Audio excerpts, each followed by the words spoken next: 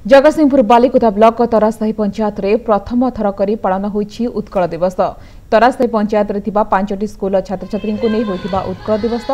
एही दिवस को उद्घाटन करथिले राज्य सरकार को वरिष्ठ प्रशासक रत्नाकर राउत। पंचायत रे थिबा 5 जन छात्र छात्री को आदर्श छात्र सम्मान रे सम्मानित करा जायथिबा बेले 3 जन शिक्षक को आदर्श शिक्षक सम्मान एवं 2 जन चाषी को आदर्श चाषी भाव में सम्मानित करा जायछि। भविष्य पिला माने मध्य अनुसंधित्सु हेबे जे तांको निज अंचल रे जेतले कार्यक्रम होउची से संपर्क रे अधिकरु अधिक जानिबे।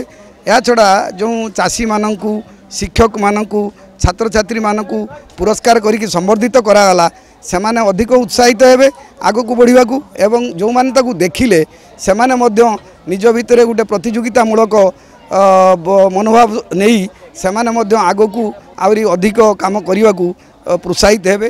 पिला मानकर ज्ञान बढ़ेला भली से भली शिक्षादान व्यवस्था जमती हब स्कूल शिक्षक मानक सहित परामर्श करी से मानक ठीक भाव में जो जनरल नॉलेज बोली कहुची से पिला मानक आदौ शिक्षा दिया जाउनी से जिनसटी करेबे एवं ओडिशा विषय अधिक रु अधिक ज्ञान जमती गोटे पिला बड़ हेले ओडिशा बाहर ओडिशार गौरव गान करिपरिबो ताको प्रशिक्षण दिया जाऊ सही हम ओडिशा दिवसर प्रकृष्ट श्रद्धांजलि उत्कल गौरवों एवं आम पूर्वसूरी।